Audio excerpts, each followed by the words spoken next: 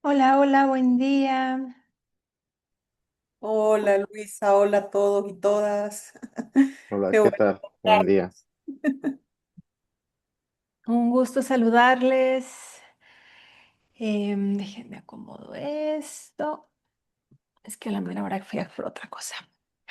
Oigan, pues un gusto estar aquí. Muchísimas gracias por acompañarnos en este primer conversatorio en español para conocer el trabajo que hacen diferentes facilitadoras de yoga sensible al trauma en la región de América Latina. Así que es un honor tener aquí a Julio César, a Elma, bueno, Julio César de México, de Michoacán, a Elma Barahona de Honduras y a Nelly de La Barca, que trabaja en Baja California.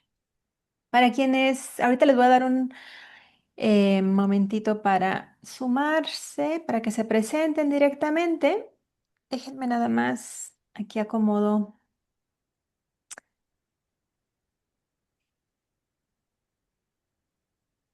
a nuestros invitados.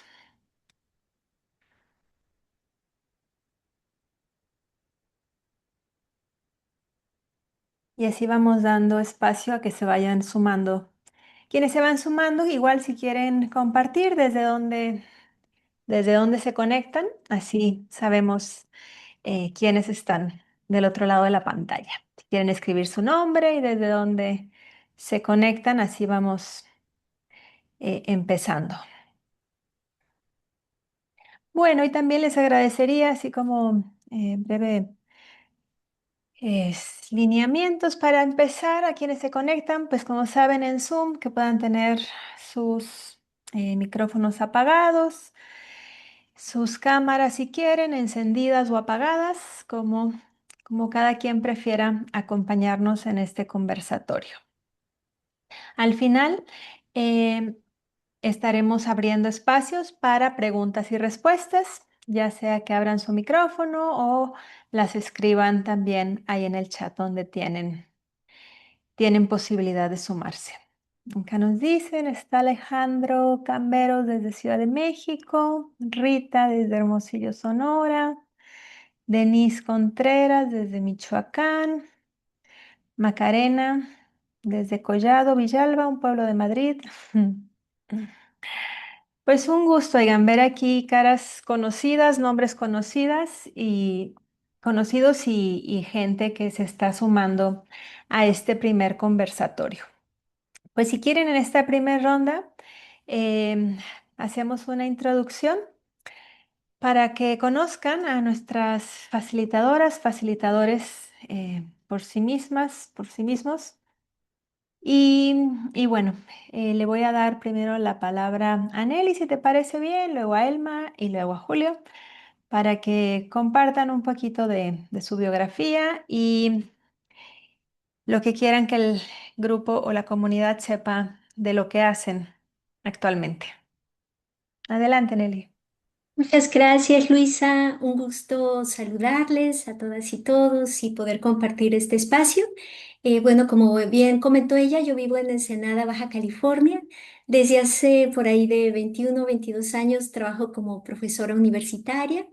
Soy comunicóloga, pero bueno, a lo largo de estos últimos 20 años me he dedicado a la docencia en cuestiones sociales, de comunicación, de cambio social.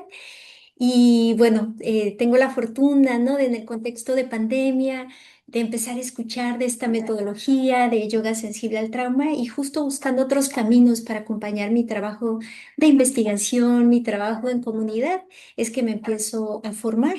Y bueno, eso, ¿no? Soy un aprendiz del camino del yoga, de esta metodología, pero muy honrada de poderlo facilitar con diferentes poblaciones. En particular, en los últimos 3 años con estudiantes universitarios, también con población, con un colectivo de personas ciegas y bueno, con personas con discapacidad motriz o personas privadas de su libertad.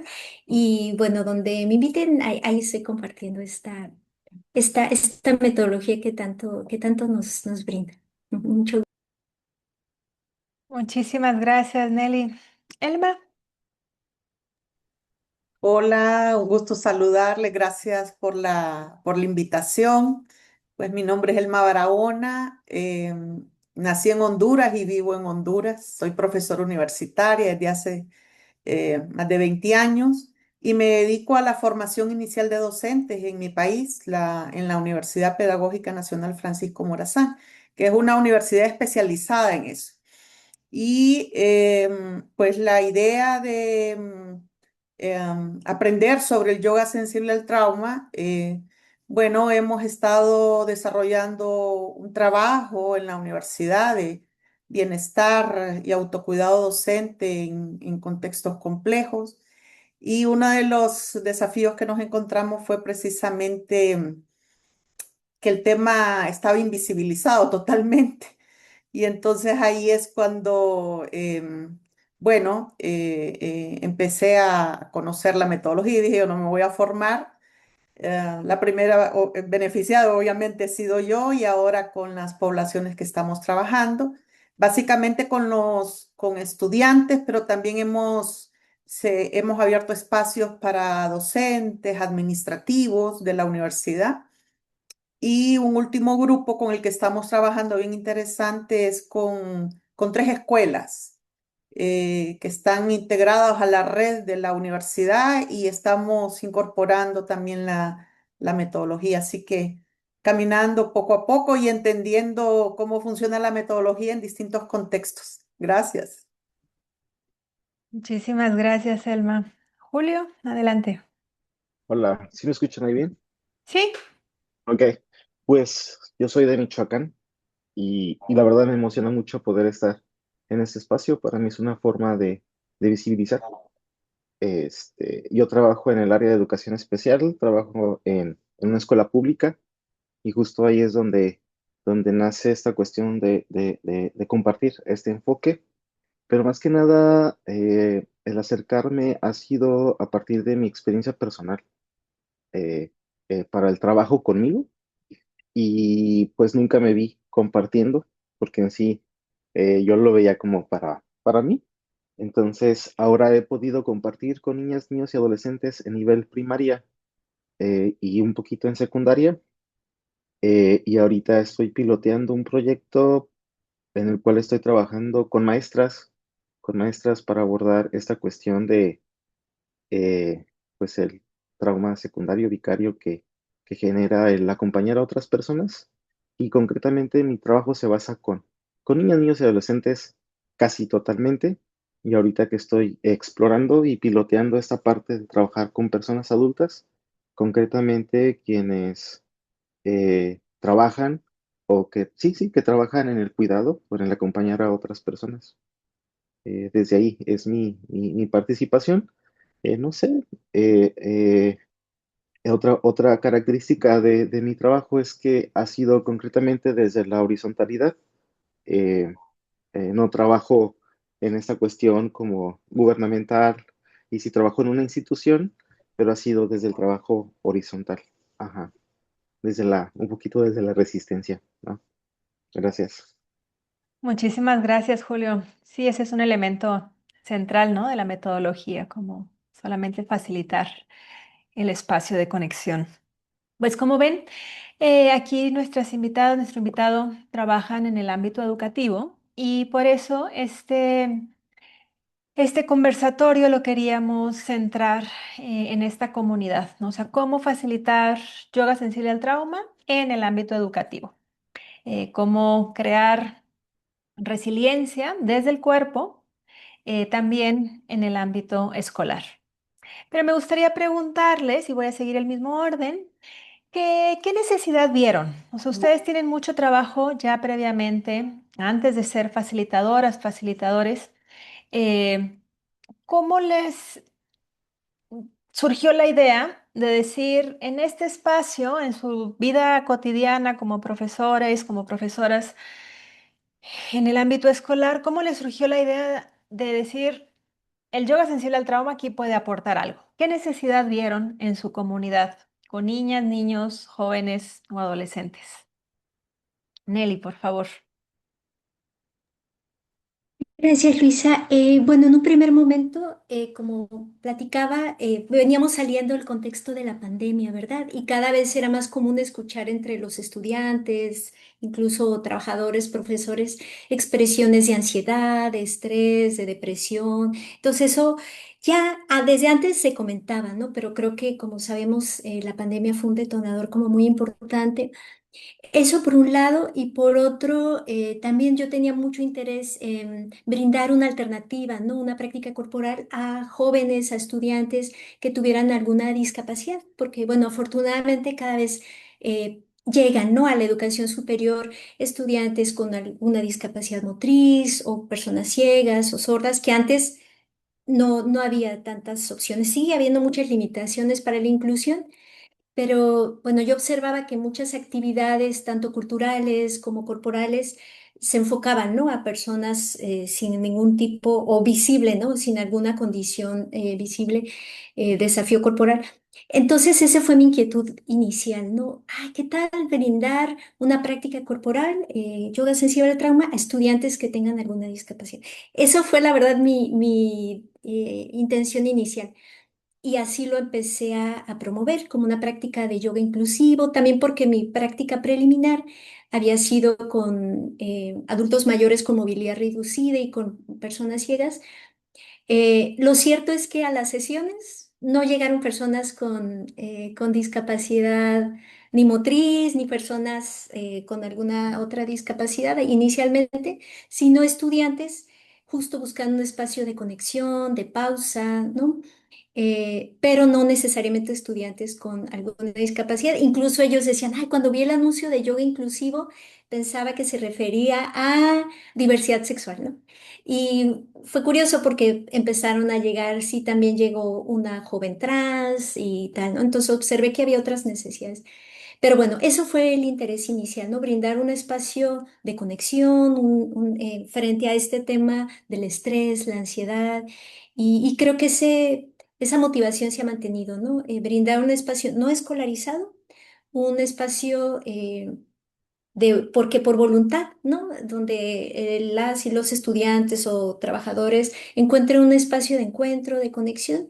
Y lo cierto es que ese espacio también lo ha constituido para mí, ¿no? Un espacio no académico, un espacio no meritocrático, ¿no? Entonces, también como decía Julio, creo que para mí se ha convertido en un espacio de resistencia, en otra forma de buscar eh, situarme, ¿no? En el espacio académico y laboral. La verdad ha sido para mí un camino de esperanza en ese sentido, ¿no?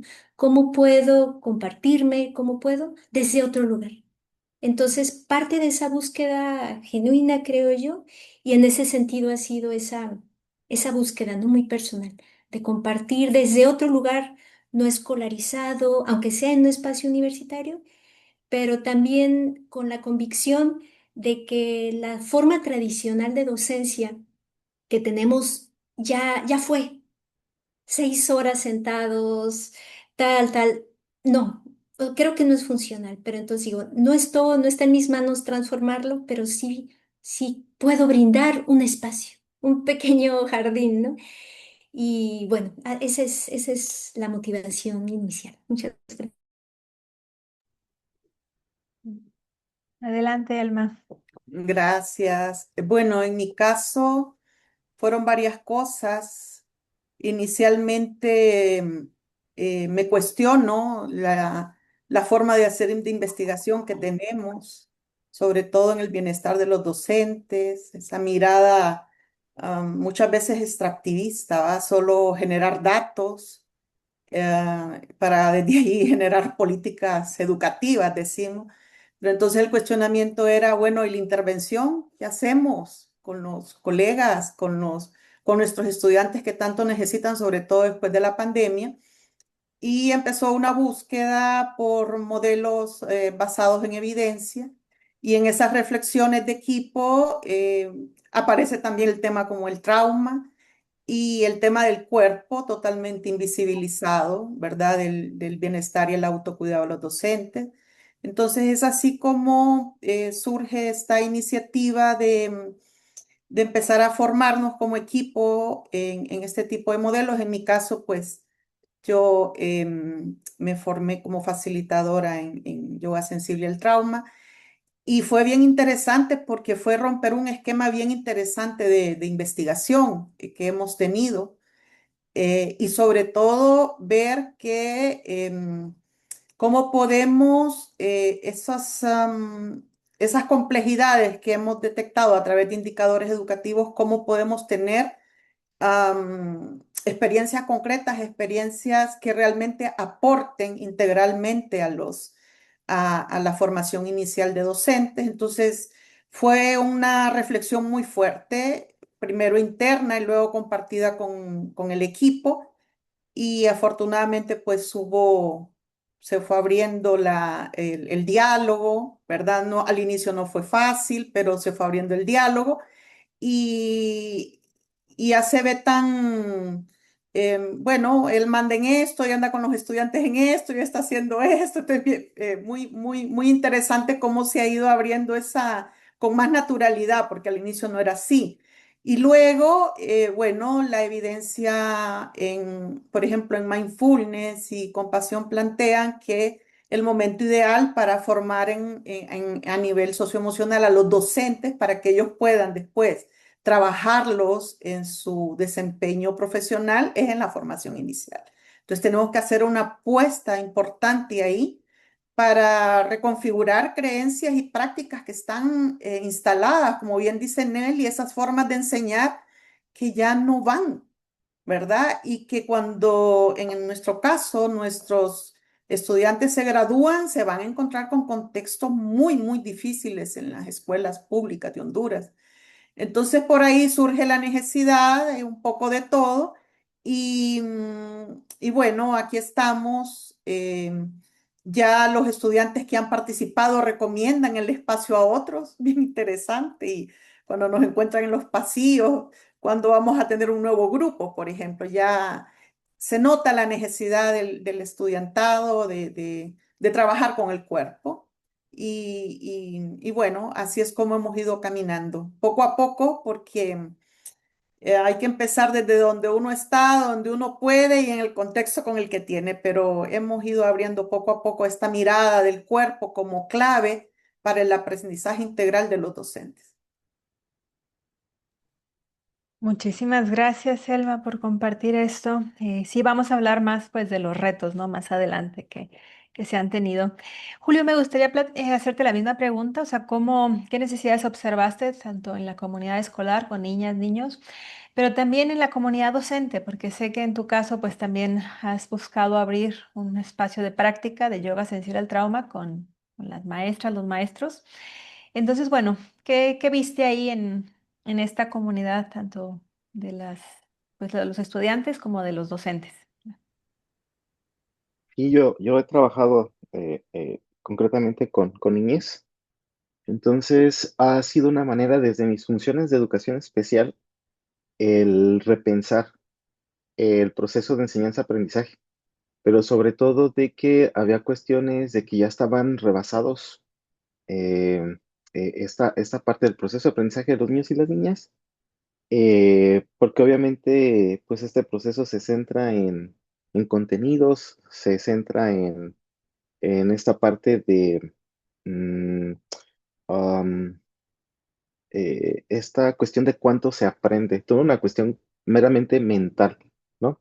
Entonces, al estar yo como educación especial, empezaron a llegar más solicitudes para atención a niños con esta cuestión de neurodivergencias, TDAH, espectro autista, tanto con diagnóstico como quienes posiblemente podrían, esta cuestión de orfandad, duelo, violencia sexual, cuestiones de conducta, niños, niñas que se viven o empezaban a habitar esa parte dentro del espectro LGBTIQ.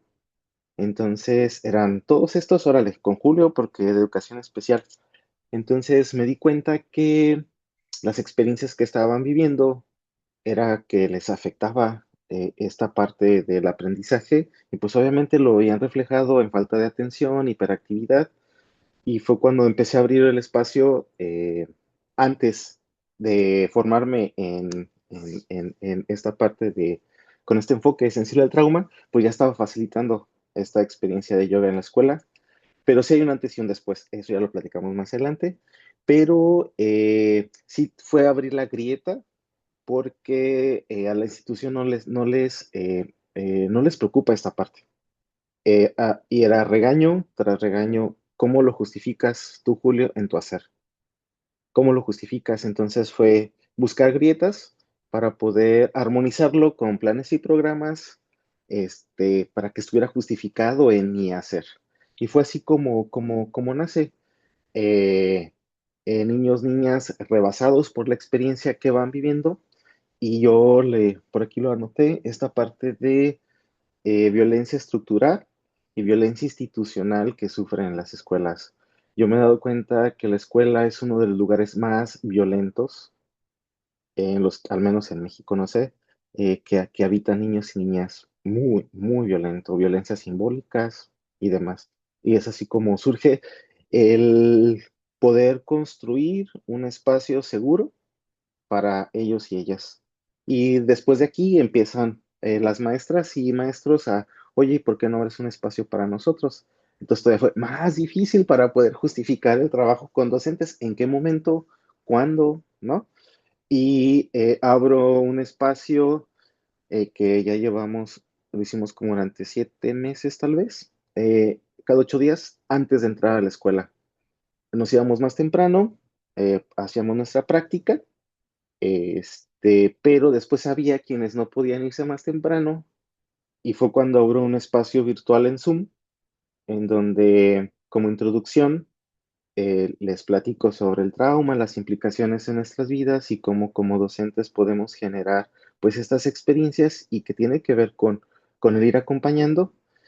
Y es así como también de manera virtual hay compañeras docentes que son mamás, que crían, que cuidan y que no pueden ir a un espacio, sobre todo como con esa particularidad.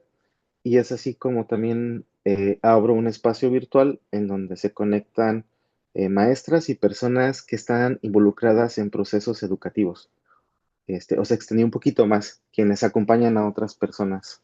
Y ha sido así, de manera muy, perdón, muy burda, ¿no? En general, la experiencia. Muchísimas gracias. Y si me permites, bueno, ahora que te escucho, Julio, continuar contigo. O sea, empezar contigo ahora, ¿no? Vamos de atrás para adelante. ¿Qué adaptaciones? Ustedes hablaban pues que habían tenido que buscar la grieta, ¿no? La oportunidad, convencer, adaptar.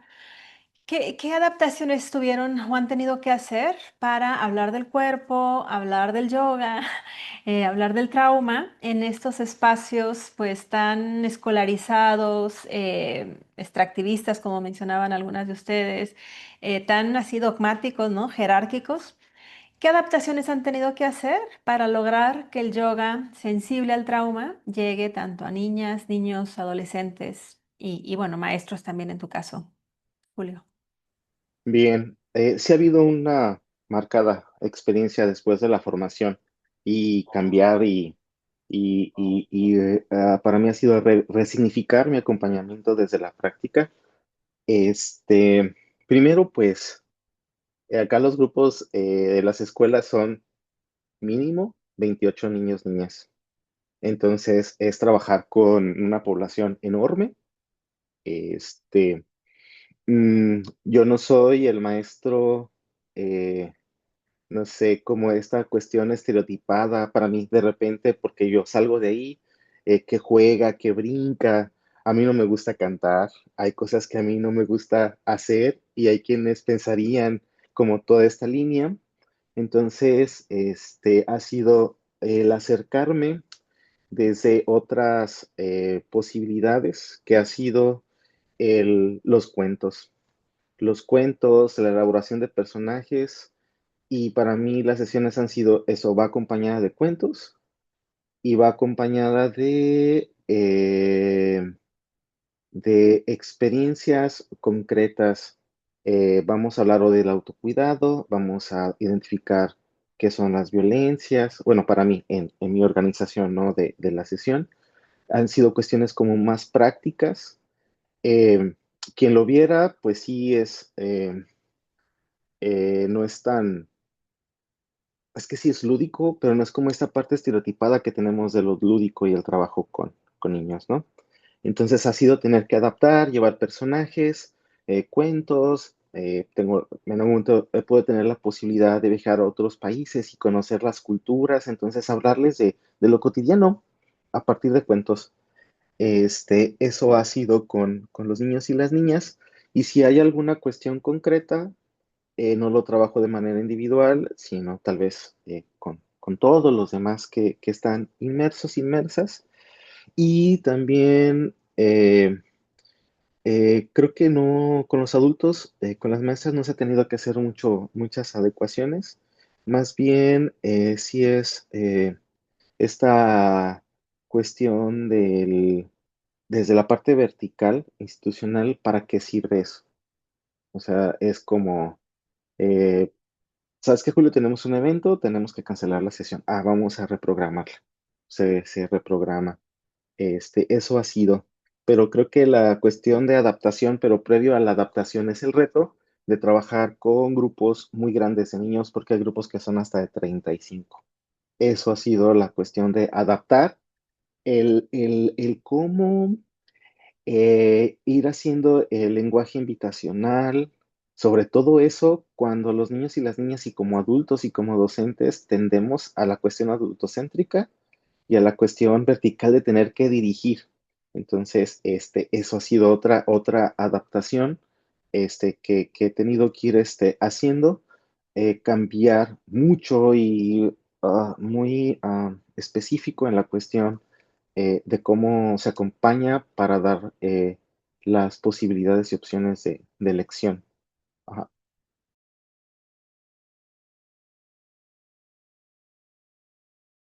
Gracias, gracias. Tienes apagado tu micrófono.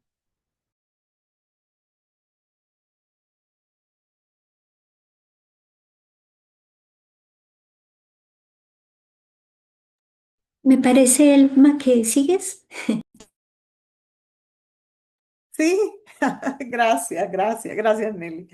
Em, bueno, la primera adaptación que tuve que hacer es en mi esquema de cómo se trabaja la metodología. Yo venía con esta mirada de que a las 10 sesiones se empiezan a ver resultados. Y el primer grupo, uno de los grupos con el que trabajamos desde esta mirada de trabajar progresivamente las 10 sesiones, me cambió el esquema porque muchos de los estudiantes no podían ir muchas veces a las sesiones y llegaban cuando podían por distintas razones y yo les preguntaba qué fue lo que hizo la diferencia. Yo inquieta pensando, ay, no, no estoy aplicando bien esto. Y resulta que los estudiantes dijeron, desde que venimos aquí nos sentimos seguros.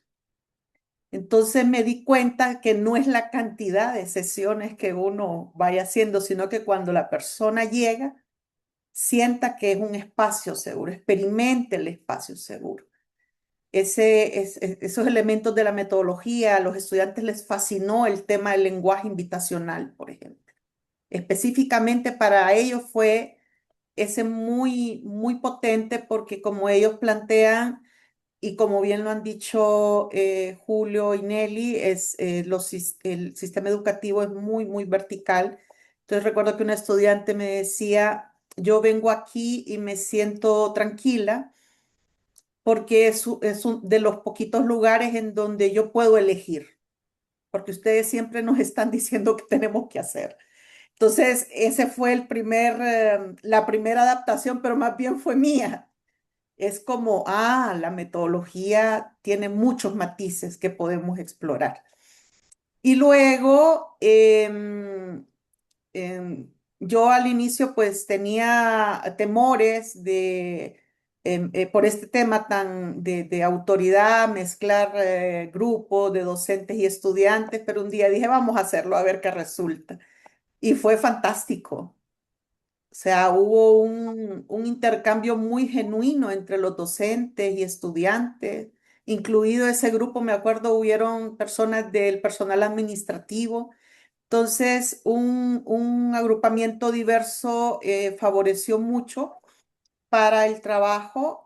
No sé si siempre puede ser así, pero por lo menos esas experiencias que hemos tenido han sido muy enriquecedoras de ir viendo cómo es que va funcionando la metodología y luego, em, dependiendo de los grupos, incorporamos otro tipo de actividades. Por ejemplo, ahorita estamos trabajando con un grupo de innovación educativa que son tres escuelas y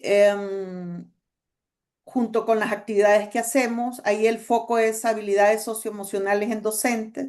Hemos incorporado la práctica de yoga sensible al trauma y ha sido fantástico. O sea, se nota el antes y el después en los docentes, sobre todo en el tema de crear el espacio seguro y esa posibilidad de que hay una invitación, hay elecciones que las personas pueden hacer.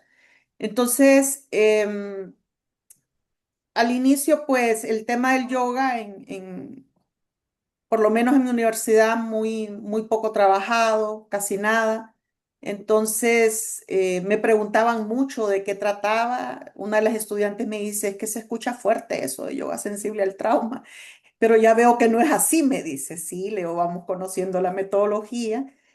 Y más bien creo que el primer trabajo fuerte que hubo que hacer era conmigo, que tiene que ver mucho con mis esquemas de encuadre de tantos años de mucha docencia tradicional y también de mucho trabajo de investigación desde paradigmas tradicionales y luego entrar a esta mirada.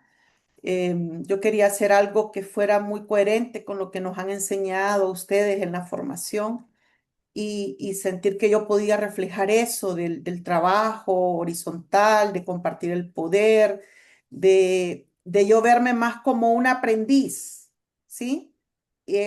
Escuchando y comprendiendo que estaba frente a otra realidad, pues, de trabajo en la universidad. Fue muy, muy interesante.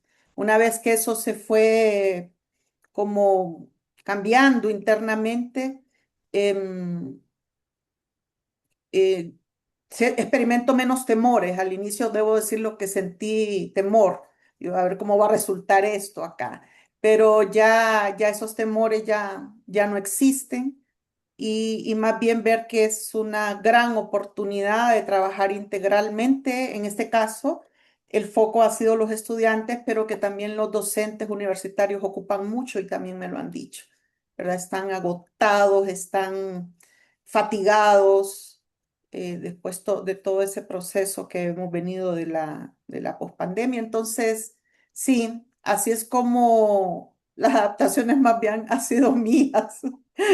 Que en realidad del contexto, ¿verdad? Sí.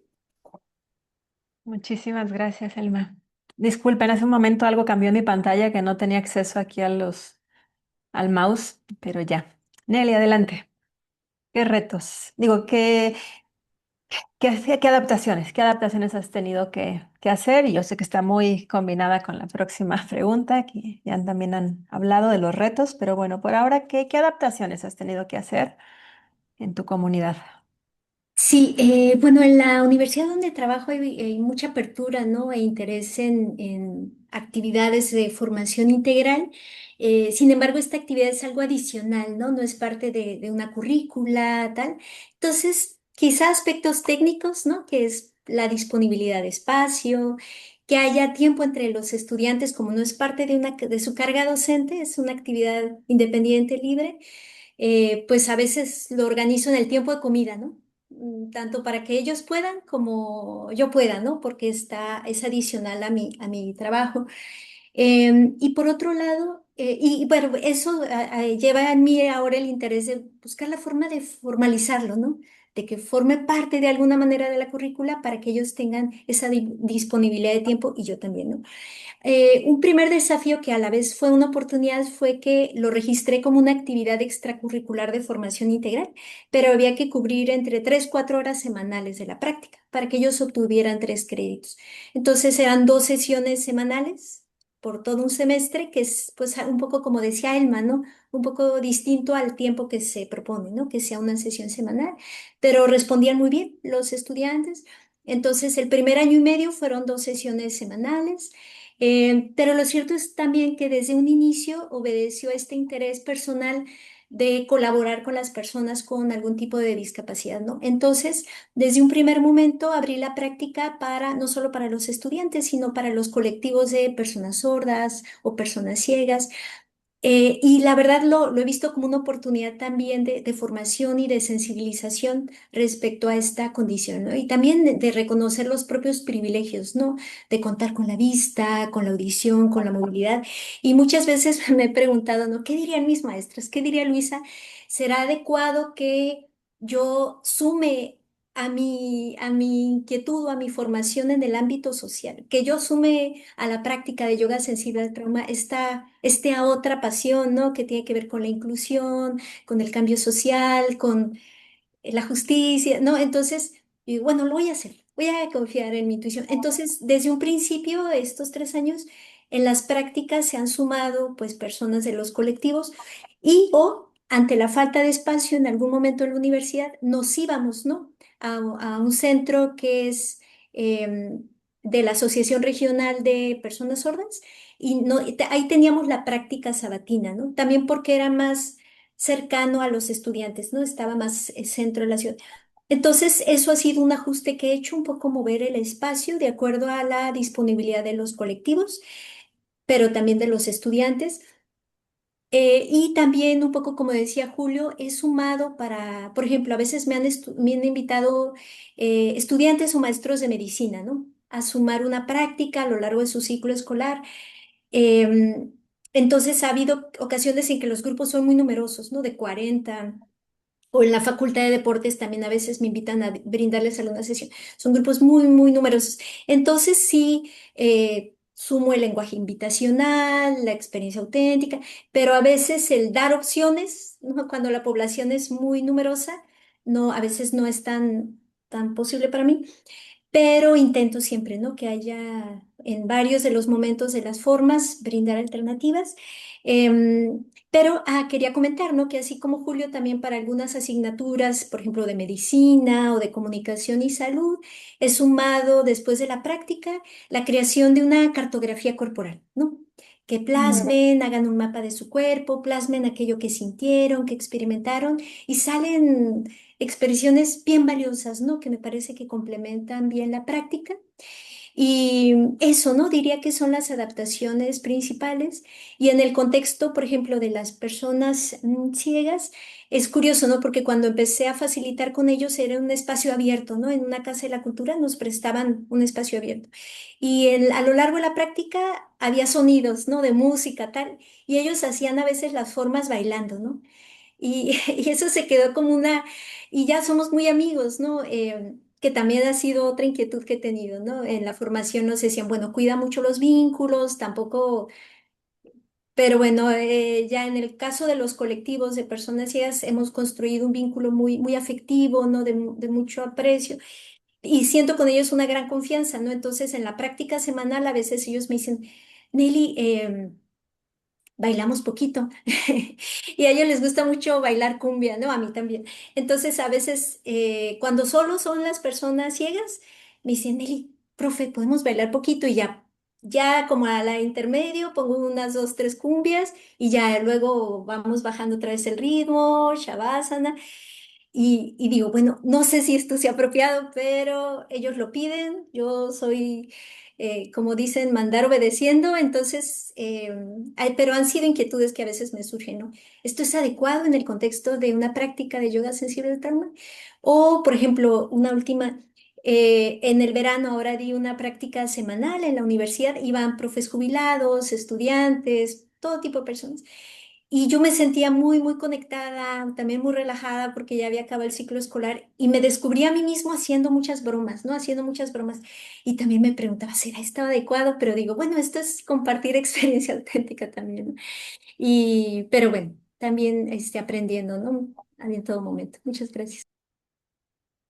Muchas gracias, oigan, por compartir tanta experiencia y creo que, a ver, creo que quienes estamos en este campo de acompañamiento al trauma, de incluir el cuerpo, de tener una mirada inclusiva, pues también compartimos una mirada, como dices, Nelly, pues por la justicia social, por la inclusión.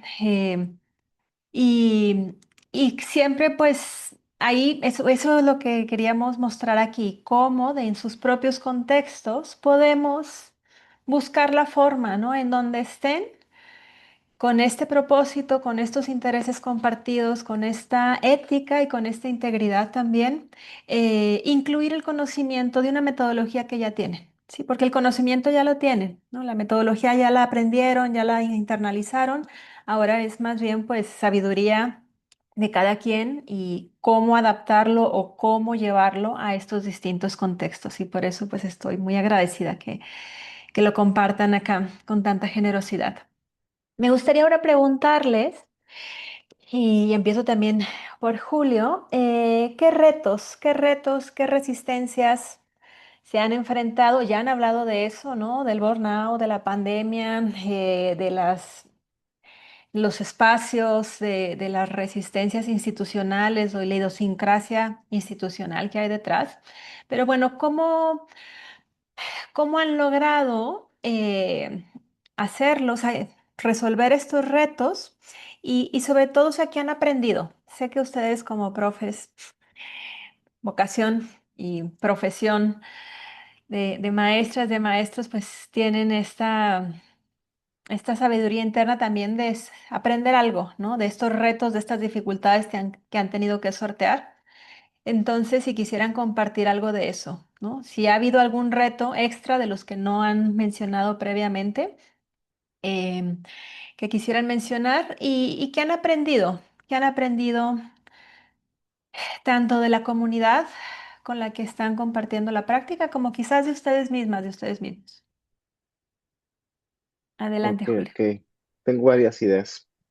Una de ellas es, en algún momento quise abrir un espacio físico para que llegaran, eh, pues, las niñas, ¿no? Pero me di cuenta que dependen obviamente de familias, papá, mamá, cuidadores. Entonces, a quién va dirigido mi trabajo concretamente, eh, pues no van a llegar a mí. Soy yo quien tengo que ir a los espacios. Entonces, la característica en esta cuestión también, no sé, llamarla espiritual, esta parte del servicio, para mí ha sido algo muy enriquecedor y que en esta parte como mm, de la abundancia, ¿no? Entonces, gran parte del trabajo que yo hago con niños y niñas y adolescencias es que yo voy a los espacios porque no hay posibilidades para que ellos puedan salir, mucho menos para que los puedan llevar.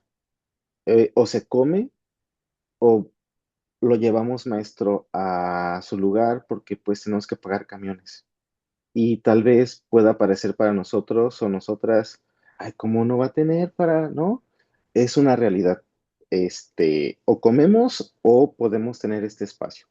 Entonces, lo que yo hago es, en este ciclo escolar, pues he elegido con mis compañeros, mis compañeras, buscar un espacio donde yo pueda sistematizar y donde me permitan trabajar en las tardes, que es contraturno, para ir acompañando. Y no sé, mi reto es, o esta meta es estar con dos escuelas e ir acompañando, ir acompañando, ir acompañando. Porque no sé de qué otra manera, porque también es también quitar la parte de que el yoga sensible al trauma, desde mi experiencia, no sea un privilegio y tener los espacios más abiertos a otras poblaciones que no pueden, o sea, no pueden. Entonces, pues yo voy. Entonces, al ir yo, me he enriquecido bastante y ha habido mucha abundancia para mí en esta cuestión. Pues, todavía está ahí el feeling, como la sensación de abrir un espacio físico, como aparte, ¿no? Pero de entrada es eso, el reto de cuál es mi población, con quién quiero compartir, y desde mí ha sido desde la disidencia y desde la resistencia en estos espacios. Yo me he negado a trabajar con gobierno, instituciones, partidos políticos y políticos. Yo no trabajo con ellos porque para mí no hay un interés genuino, ¿no? Entonces se capitaliza mucho y se politiza mucho la dignidad humana. Entonces yo soy cero instituciones. Es más un trabajo con mis amigos, mis amigas. Oigan, necesito conseguir 30 tapetes. Ah, mira, yo te doy 5, yo te doy 10. Y así es como le he estado yo haciendo en el acompañamiento a poblaciones en extrema vulneración. Me invitan a otros espacios, yo les pregunto, ¿hay presupuesto? Pues órale, ¿no? Porque pues está ya ordenado y planeado, pero es muy poquito ese tipo de trabajo. Más bien, yo voy a buscar el espacio y voy a buscar a las personas, porque son personas que no van a llegar, no van a estar acá. Ese es uno de los retos, cómo hacer esta práctica o este espacio seguro accesible para todas y todos. Ha sido también de repente un reto con otras, es que no sé cómo llamarle, con otras escuelas, con otros colegas, cómo generar este diálogo, porque a mí me invitan a participar. Cuando yo les platico cómo es la dinámica, alguien un día me invitó y me dice, es que eso no es yoga, Julio. Uno de los maestros con quien me formé, estás desvirtuando la práctica, entonces en estos espacios no eres bienvenido, ¿no? Entonces también eso me ha llevado a crear otras posibilidades. Entonces es eso. Para mí uno de los retos es a quiénes les voy a llevar, cómo lo puedo llevar, cómo puedo generar estas posibilidades. Porque he ido aprendiendo en este andar que mm, estos espacios seguros tendrían que ser para todas y todos. Muchísimas Gracias. gracias, Julio. Qué importante esto de no hacer, o sea, bueno, de facilitar la accesibilidad, ¿no? De no permitir o no promover. Ay, hay un micro por ahí abierto. ¿Me ayudas, Ana? Es que ya no tengo mi mouse. Ya no tengo acceso a mi mouse. Sí, ¿necesitas que te ponga en mute o No, cómo? hay un micro por ahí abierto. Ah, ya, perdón. Gracias. Eh, mm.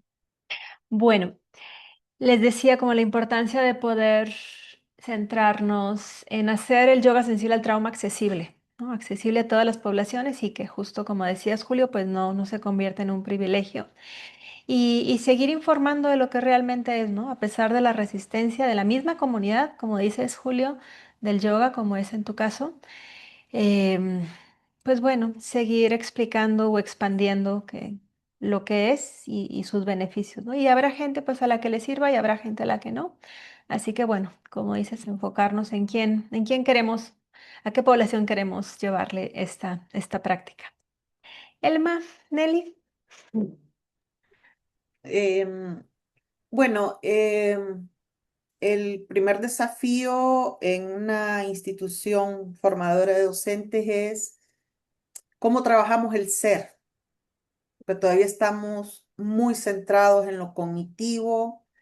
En algunos momentos hacemos un trabajo a nivel emocional, pero el tema del cuerpo pues no aparece. Y si eso no está ahí, no estamos trabajando integralidad.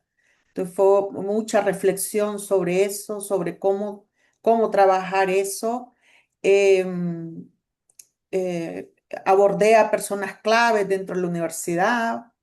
Bueno, una de mis colegas que también se certificó, Carla Paz, Ujú, ahora es directora de currículum y hemos hecho un trabajo ahí de ir introduciendo este tema porque justo la universidad viene de un proceso de cambio de su modelo educativo.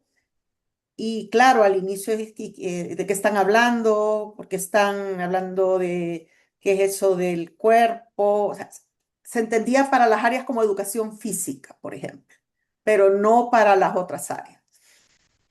Algo en educación especial. Entonces, con Carla hemos hecho un trabajo bien interesante y ya está incluido, por ejemplo, dentro del modelo de la universidad, el, como pilar el bienestar estudiantil, que eso no estaba, y de la relevancia que tiene trabajar esta integralidad. Eh, Abordar a personas claves para mí ha sido la estrategia más efectiva. Por ejemplo, para hacer el primer proyecto que hicimos, dije yo, si voy yo sola, no me van a hacer caso, van a decir en qué anda inventando. Entonces le dije a mi jefe, él es el director del Instituto de Investigación, el doctor Rubén Hernández, necesito hacer esto, ¿no? Ya vamos a organizarlo, me dice. Y ya vino él y empezó a hablar con las otras personas encargadas.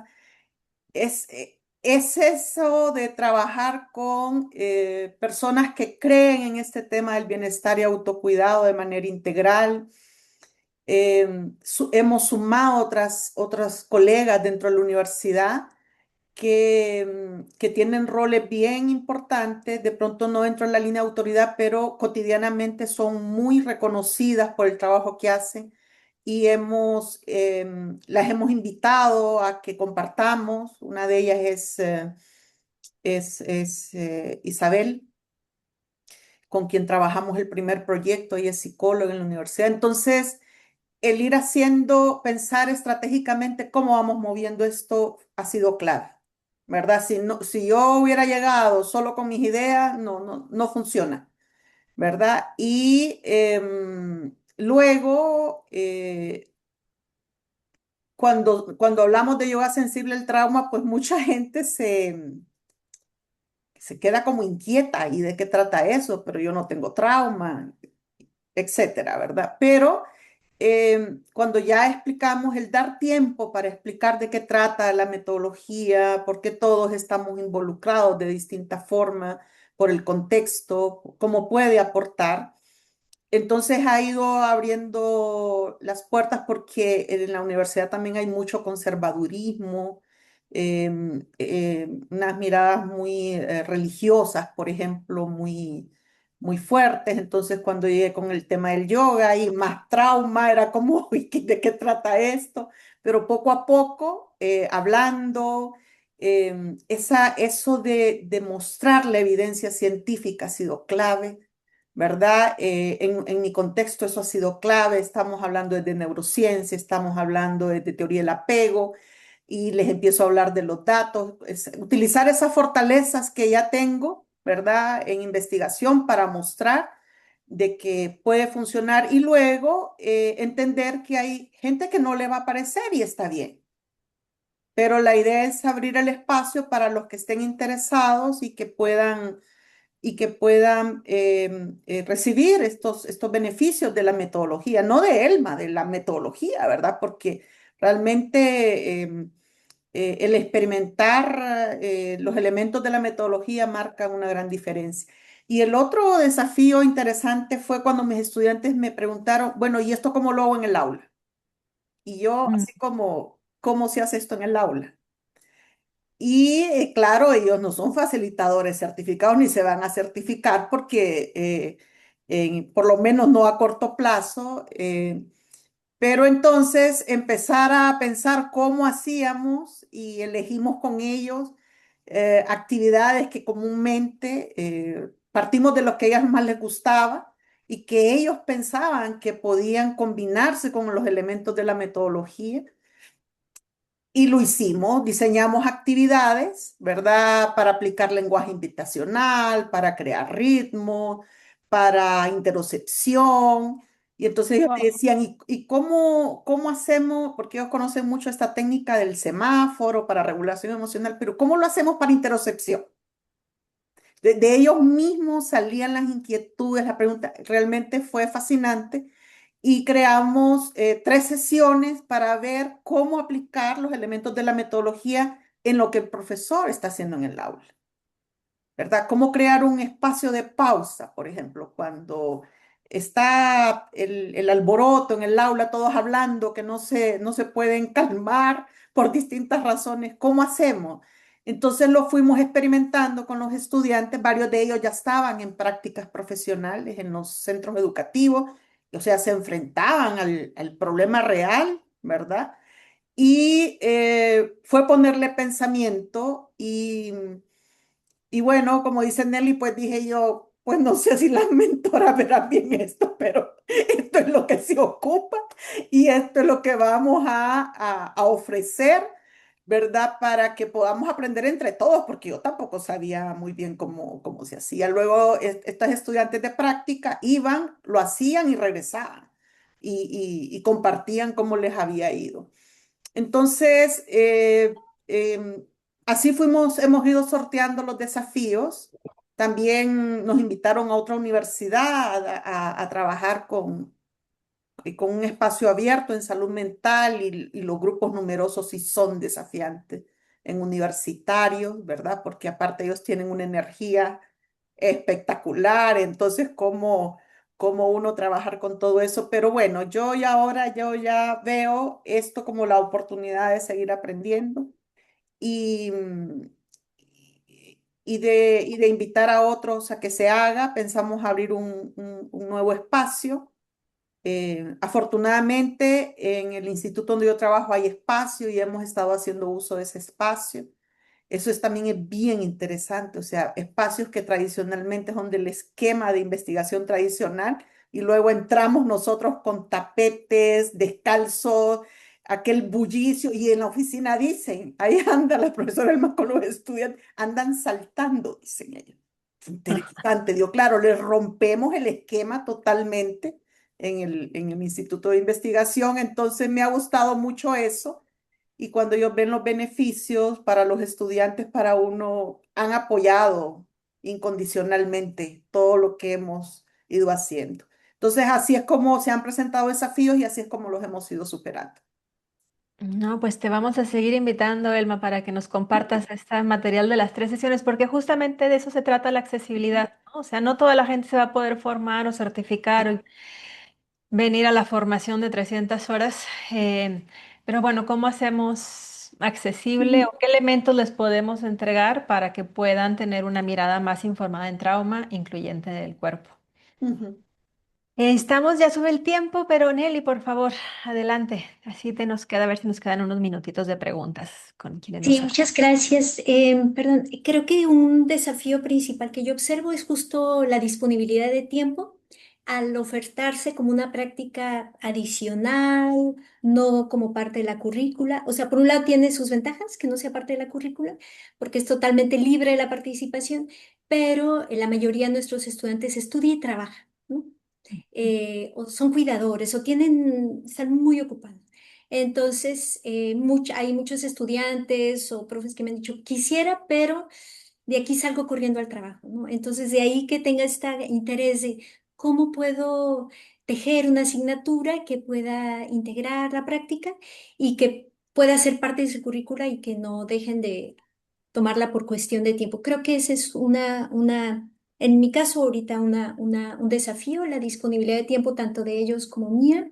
Y en un momento también nos preguntabas de qué hemos aprendido, ¿no? Ujú. Yo diría que Una que a dosificar, ¿no? A dosificar, creo que en mi práctica docente que es ya de cuestiones disciplinarias. Antes de la formación yo era así como mucho de... Mis clases creo que son bastante sencillas, mis clases de licenciatura o maestría, pero antes dejaba muchas lecturas, muchos ejercicios y tal. Y ahora digo, bueno, estudian, trabajan, ya pasaron 6 horas sentados. Aparte les voy a... Entonces mis clases ahora casi todo lo hacemos en el salón. Es más taller, más escritura a mano, más dosificar. Creo que ha sido una gran lección. También la invitación o dar alternativas es, bueno, puedes crear este trabajo de esta manera o lo puedes grabar. O sea, como que siento que he aprendido que menos es más, ¿no? Eso, ¿no? Invitar, dar opciones, dosificar el lenguaje, ¿no? Y hoy por hoy a veces siento que lo que brindo a través de estas sesiones es más poderoso que lo otro, que es disciplinario, teórico. La verdad, eso me sostiene, ¿no? Un poco en este trabajo, esta esperanza, ¿no? De que hay otros caminos y a veces siento que eso que es adicional es donde realmente está, donde puedo hacer algo más significativo que puede propiciar conexión, encuentro y verdad, ¿no? Y autoconocimiento. Muchas gracias. Ay, qué belleza escucharte, Nelly. Qué belleza.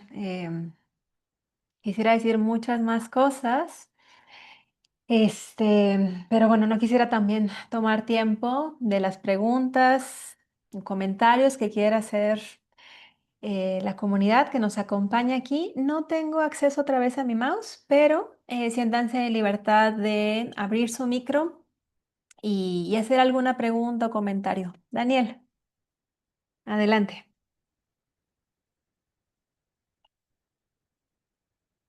Daniel Hola, Suárez. buenos días desde, ¿me escuchan bien? Desde Perú. Sí, sí, No sí. tengo la cámara de mi laptop no funciona, por eso no lo puedo prender, lo siento mucho.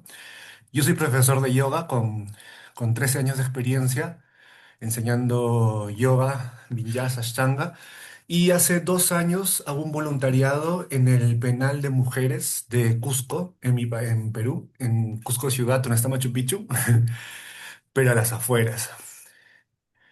Y también hago un programa de un taller de... Yo soy artista y profesor de yoga.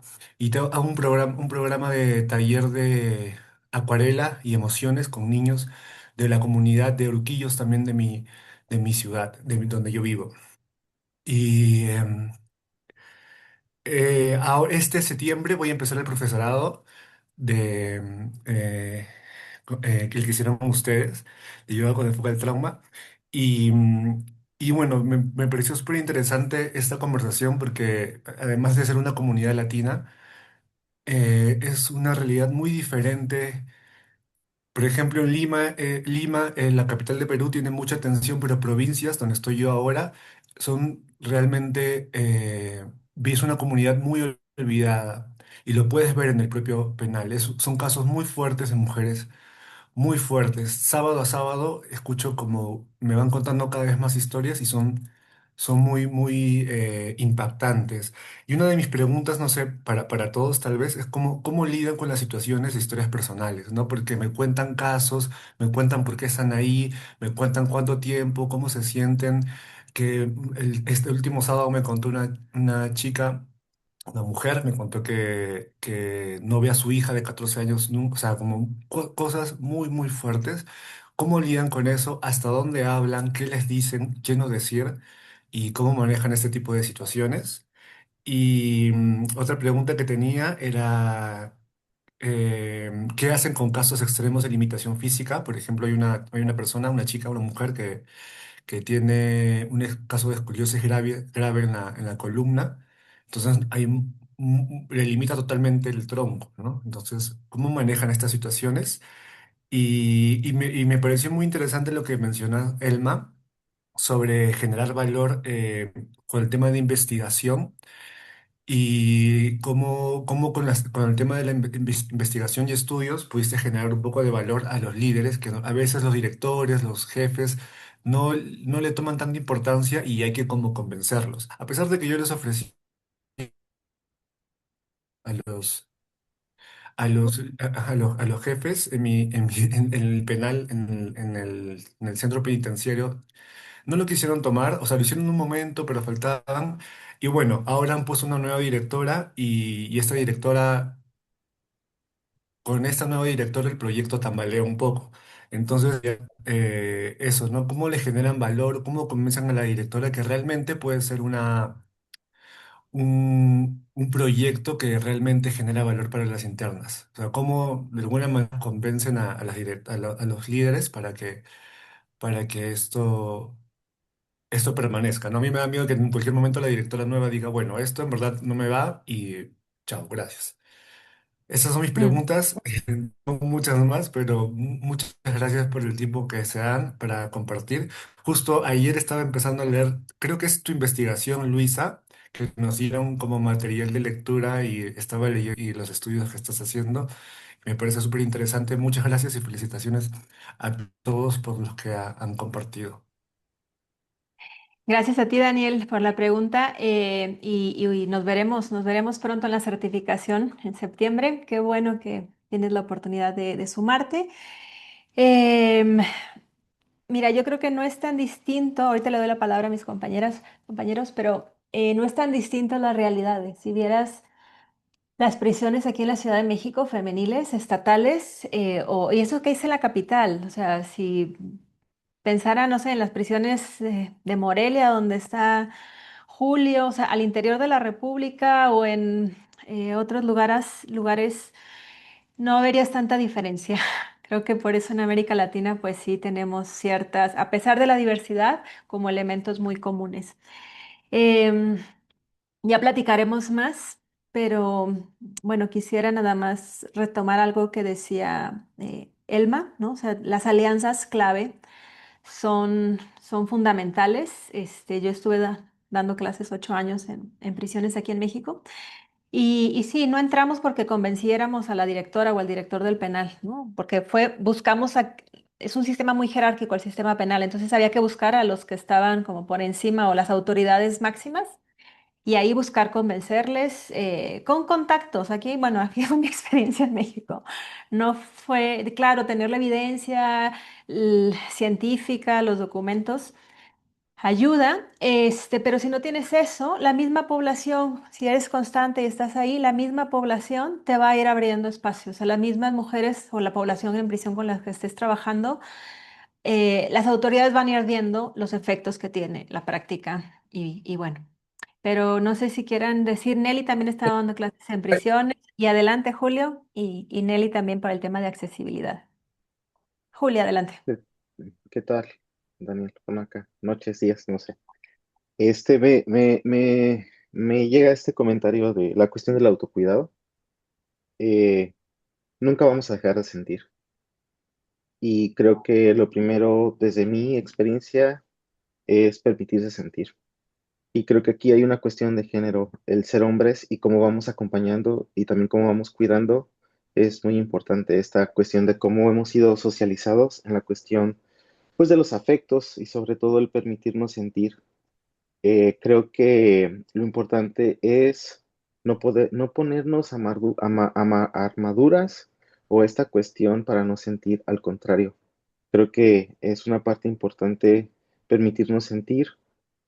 En cuestiones personales, yo a veces he tenido que suspender un poquito la práctica, voy al baño porque la realidad me está rebasando y tal vez voy al baño, lloro un poco, me permito sentir, respiro porque la realidad me rebasa, regreso y esta parte de en lo personal, permitirse sentir, nuestras redes de apoyo, eh, no dejar de movernos, eso creo que es muy importante. Hay cosas que tal vez nos confrontan con nuestros procesos personales y la cuestión terapéutica sí está al alcance, pero creo que esta parte principal que ha sido para mí permitirme sentir, porque también al permitirme sentir voy siendo empático, voy siendo sensible y también me he dado cuenta que cada encuentro en mi acompañar le voy abonando a mi proceso de crecimiento personal. Cuando puedo mirar a las y los demás así, a los ojos, y no desde una mirada vertical, creo que me da elementos para acompañar y no vamos a dejar de sentir, no sé. Gracias, Mm. Julio. Nelly o Elma, si quieren compartir también algo. Sí, muchas gracias. En cuestión de accesibilidad, solo, bueno, lo cierto es que, por ejemplo, cuando han llegado personas con movilidad reducida o en silla de ruedas, ellos son mis propios maestros en ese sentido, ¿no? O sea, les intento dar opciones, ¿no? De movimientos que incorporen otras partes del cuerpo, brindar alternativas, pero también siempre recordando, ¿no? Haz hasta donde se sienta bien para ti. Y al contrario, ellos a veces van haciendo también, yo les ofrezco una adaptación, la toman a veces o hacen otra, ¿no? Y eso siempre ha sido como muy de diálogo en el momento, ¿no? Por ejemplo, si llegan en silla de ruedas, pues nos centramos, ¿no? En la parte superior del cuerpo, pero siempre lo que dice, ¿no? Otro gran maestro, Juan de Costa Rica, ¿no? Siempre les digo, si puedes respirar, puedes hacer yoga, ¿no? Entonces, recordando que el yoga no necesariamente es todo este movimiento intenso del cuerpo, ¿no? Y para mi sorpresa, yo pensaría, ¿no? Antes que los estudiantes universitarios, iban a llegar con muy fuertes o grandes destrezas y encuentro mucho en común entre cómo está el cuerpo de un joven con una persona privada de su libertad o con una persona buscadora. Guardan mucho dolor en el cuerpo, mucha tensión, mucha angustia y eso al principio, bueno, me sorprendía mucho, ¿no? Entonces, eso, escucharles y por eso este espacio primero de cómo llegas es tan significativo, ¿no? Porque uno con eso puede tener mayor cuidado, ¿no? De cómo facilitar la práctica. Gracias.